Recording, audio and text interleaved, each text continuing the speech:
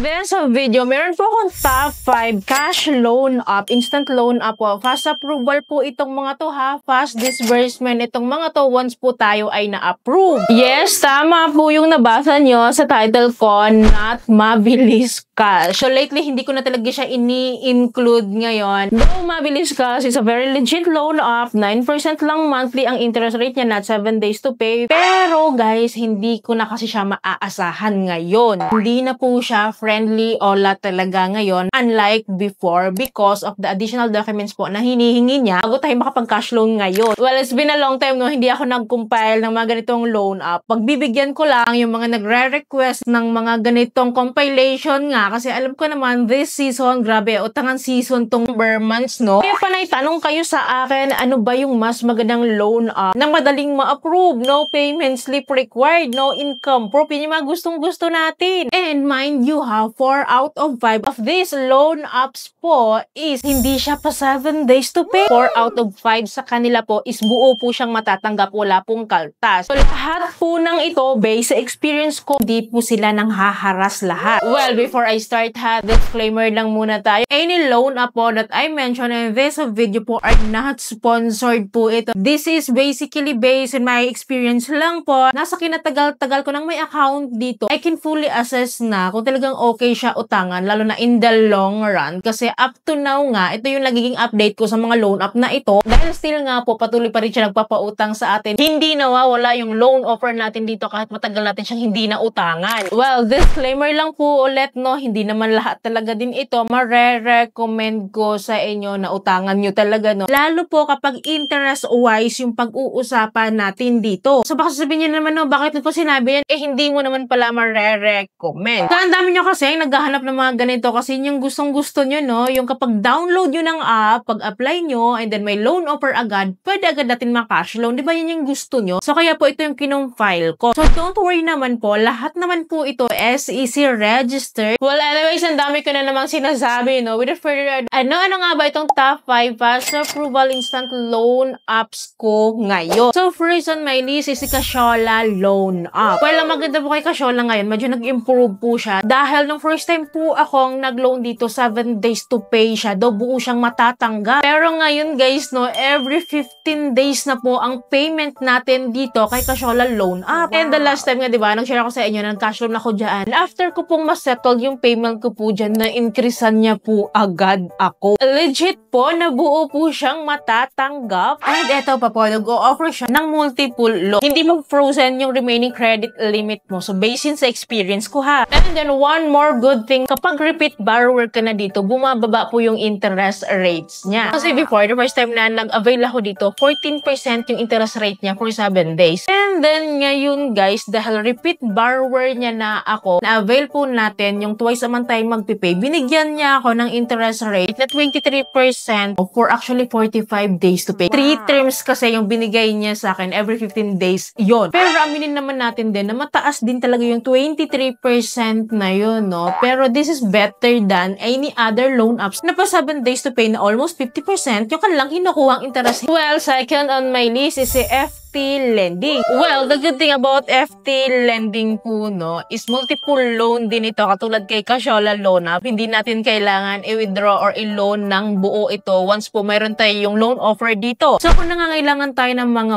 1,000 lang or 2,000 lang or 500, actually nga nangailangan ako, 300 lang yung kailangan ko. Kapag loan talaga ako dito, and after that, na-increasean niya pa nga ako. Kasi pag mag-increase at buo nga po siyang matatanggap. Hindi siya 7 days to pay, no? Every 15 days po yung payment natin dito. Well, medyo mataas nga lang yung kanyang interest rate. For me, no, in-offeran niya ako ng 36%. Mataas yun. For 1 month, mataas yun, guys. And then, kapag 15 days naman po, no, in-offeran naman niya ako ng 21% ng interest rate. At mataas pa din yun. Sabi ko nga sa inyo, transparent lang tayo dito. Dobo siyang matatanggap. Hindi siya nang haharas. May multiple loan siya. Madali lang mangutang, pero mataas yung interest rate. Well, don't worry naman po. In the long run, kapag repeat borrower na lang po tayo dito, bababa po yung interest rate niya po dito monthly po. Sa case ko lang kasi, yun yung offer niya sa akin kasi sabi nila, iba-iba daw yung interest rate ni FT Lending ngayon. Alam niyo ba, sino sa inyo dito may FT Lending? Comment down below yung interest rate sa inyo ngayon. So, third on my list is si Peso Ready Loan Up na isa din ito guys, no? Sa kahit pa paano hanggang ngayon. Diba recently nga po, no? Na-share ko yan sa inyo na binalikan ko ito si Peso Ready. Mumukha akong bagong account doon pero ginaranta niya pa rin po ako ng 0% interest rate for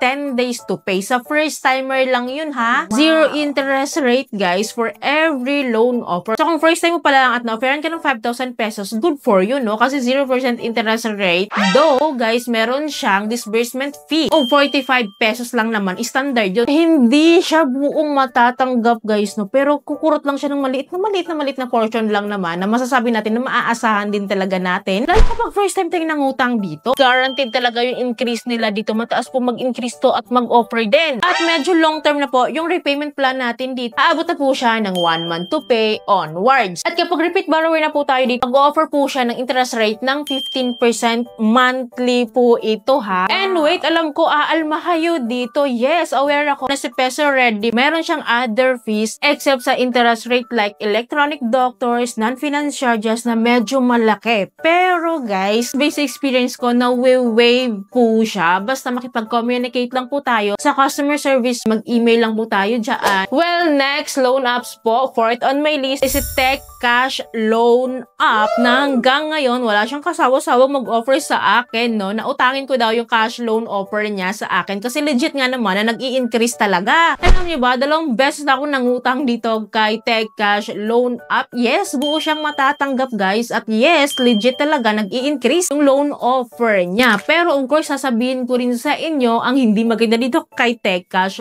Loan Up para aware na kayo. Kahit kasi repeat borrower tayo dito kay Tech Cash Loan Up, 7 days to pay pa din yung kanyang repayment plan sa akin. Ko lang kung sa akin lang yun ha. Maasa kasi ako na in the long run, medyo kahit paano bibigyan tayo ng long repayment plan itong si Tech Cash. Pero as of now, update ko lang, ganun pa din. 7 days to pay pa rin yung offer niya sa akin. Mataas yung interest rate niya guys. 35% 7 days to pay. Well, bakit ko nga ba siya sinama dito? So, ang category natin is fast approval po kasi instant loan offer maaasahan at buo po kasi siyang matatanggap. Kung hindi kayo ma-approve sa ibang loan app at kailangan nyo yung pera, pwede natin kasi siyang makonsider kaya sinama ko siya dito. Kasi nga naman guys, right away ang bilis po talaga makapangutang dito kung nangangailangan tayo. Kaya lang, mataas lang talaga yung interest rate. And then short period of time, 7 days to pay. Kaya pag-isipan yung mabuti itong si Tech Cash ha. Well, lastly, top 5 on my list is itong si Fido Loan Up. Si Fido Loan Up po,